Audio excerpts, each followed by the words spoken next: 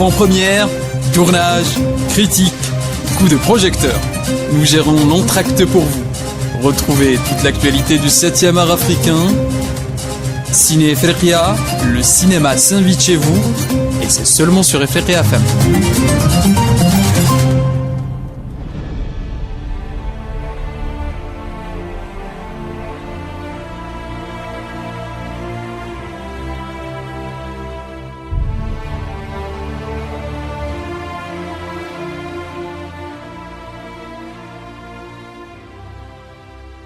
Chers amis auditeurs, bonjour. Je vous retrouve sur les ondes de Efriqiya FM pour vous parler donc de cinéma africain. Et nous avons abordé il y a quelques émissions déjà le cinéma de l'Afrique du Sud, de la République sud-africaine. C'est une grande nation du continent africain et c'est une grande nation également. C'est devenu une grande nation du cinéma aujourd'hui.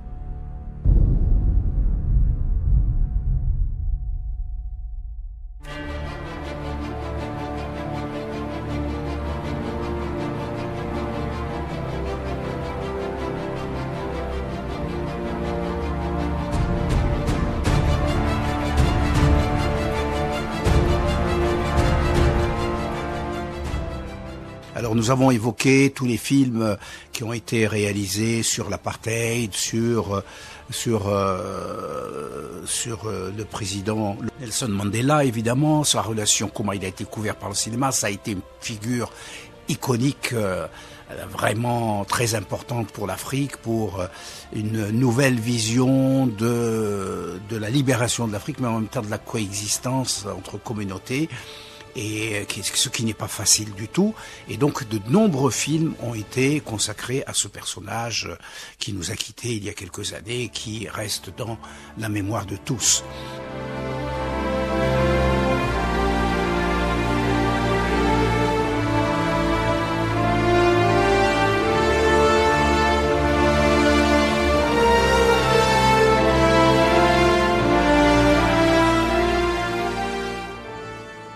Le dernier film que nous avions évoqué sur le régime de l'apartheid, c'était La puissance de l'ange, qui est un film de John Avildsen, qui est un réalisateur qui est très connu, un film de 2 heures, qui est sorti en 92 et qui est une coproduction entre l'Australie, la France et les États-Unis. Je vous rappelle ce film dont le titre original est The Power of One, qui est interprété par deux grands acteurs, l'un d'origine afro-américaine, c'est Morgan Freeman, qui bien sûr interprète le rôle qui résiste à l'apartheid, et Daniel Craig, qui est celui de James Bond, récemment encore, le fameux James Bond, qui interprète celui des Sud-Africains, Afrikaners.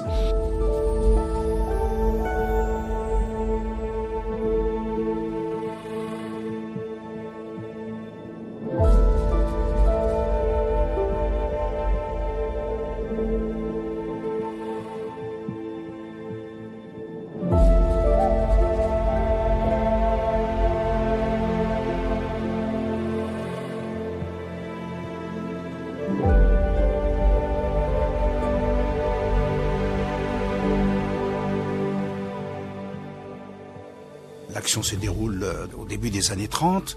De parents anglais, le héros est né en Afrique du Sud avec les événements qui se déroulent en Europe au début des années 40.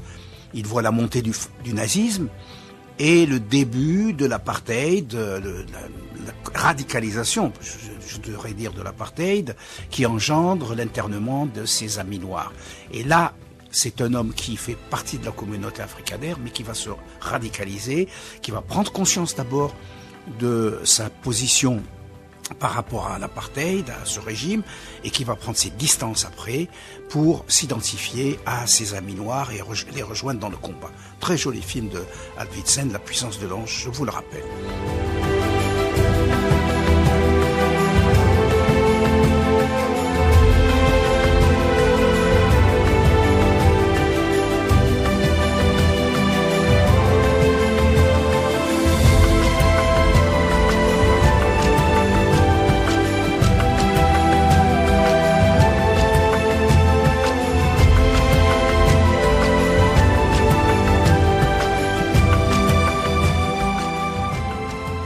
Ensuite, il y a un film qui s'appelle Safarina, qui est un film de Darrell James Road, qui est une coproduction entre l'Afrique du Sud, les États-Unis, le Royaume-Uni et la France, et qui raconte à travers l'histoire de la jeune Safarina le rôle clé qu'ont joué les enfants dans la lutte contre l'apartheid. Là aussi on en a parlé. Et puis ensuite on a évoqué Zulu, qui est un film de Jérôme Salle, qui est un film majeur, sorti en 2013 et qui est une coproduction entre l'Afrique du Sud et la France. C'est Orlando Bloom qui joue le rôle principal aux côtés de Forest Whitaker.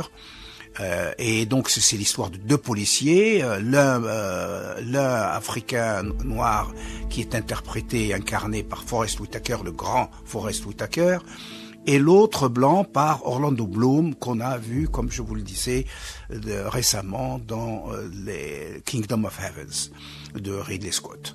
Et donc le film raconte l'Afrique du Sud au pic de l'apartheid, et c'est l'histoire de deux policiers qui pourchassent le meurtrier d'une jeune adolescente. Et finalement, ils vont s'apercevoir que derrière cette enquête policière, puisque c'est un film, c'est un thriller, il y a quelque chose de très important ils vont découvrir énormément de choses. Donc, ils vont, en enquêtant, ils vont découvrir un secret qui est vraiment incroyable, qui remonte aux heures les plus sombres de l'apartheid. Et ils se confrontent à ce moment-là à l'extrême violence de la société sud-africaine. L'un, c'est l'Africain, et l'autre, le blanc, va y trouver une forme de rédemption. Et puis il y a un autre film qui s'appelle Bofa, qui est un film américain réalisé par Morgan Freeman, nous en avons parlé, sorti en 93. C'est le premier film de Morgan Freeman. En tant que réalisateur, c'est une adaptation d'une pièce de théâtre qui porte le même nom. Et c'est l'histoire d'un policier noir en Afrique du Sud qui s'appelle Mika Mangena. À l'époque de l'apartheid, Mika est dur mais honnête, mais il fait de son mieux pour servir son peuple, et en tout cas pour ne pas le trahir. C'est un sergent avec un officier supérieur blanc, et dans cette force qui est majoritairement noire, il forme de nouvelles recrues toutes noires. Alors son fils Zweli est dans une position difficile. Mika veut qu'il devienne policier pour faire comme lui, et Zweli doute que ce soit vraiment le bon choix à faire. Des événements plus larges sont à peine visibles. Le film s'ouvre sur une foule noire qui brûle un policier noir originaire d'un ghetto qu'il considère comme un traître. Et donc tout cela, c'est une histoire qui se déroule sur un fond de thriller. Zweli n'aime pas le système, mais craint les conséquences d'une opposition ouverte. Donc il semble essayer de calmer la situation, mais la police a appris l'affaire. Ils aient évidemment une influence. En 1986, lorsque la pièce a été écrite, Nelson Mandela était encore en prison. En 1993, lorsque le film est sorti, lorsqu'ils ont eu l'autorisation de faire le film, il était libre, mais l'avenir du pays était encore incertain.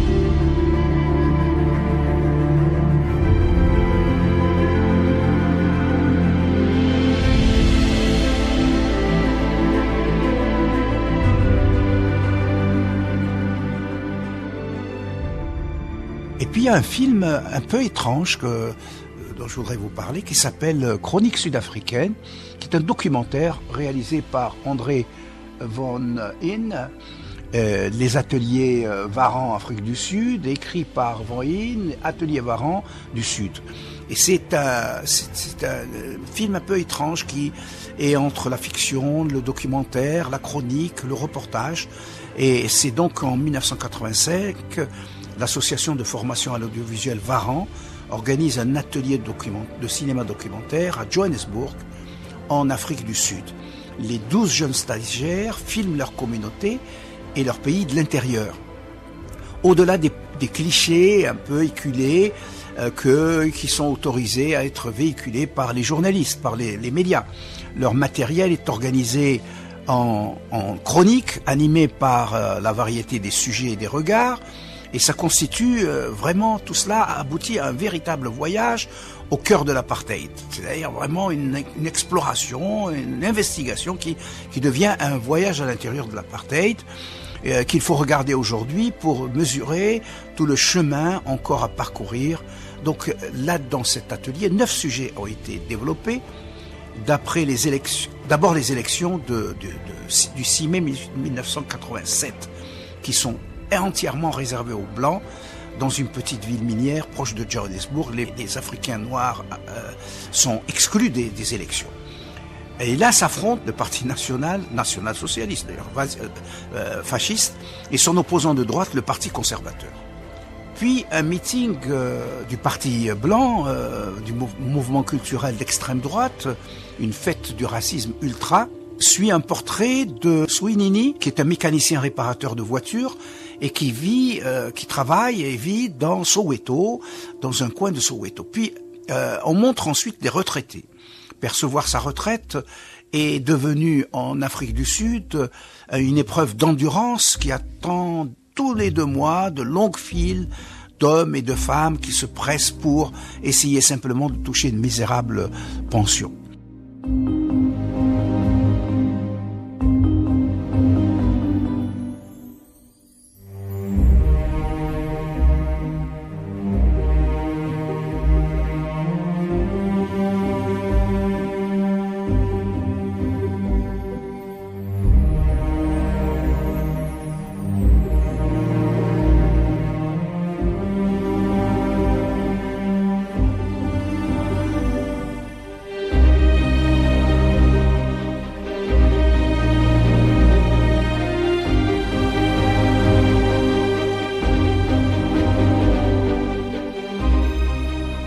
Succède une présentation du dispensaire. La communication entre médecins et malades est difficile dans cet unique dispensaire de Alexandra Township qui compte 100 000 habitants. Vous imaginez un bidonville de 100 000 habitants. On assiste à 3 meetings de protestation.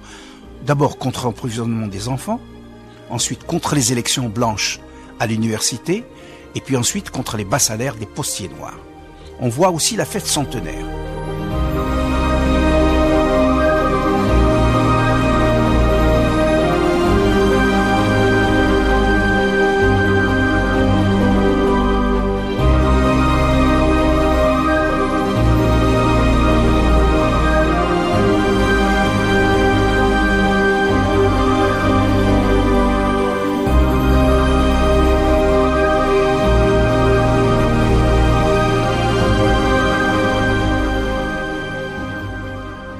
En 1896, les Blancs repus et satisfaits fêtent leur ville du Krugersdorp, un des endroits les plus farouchement conservateurs du pays.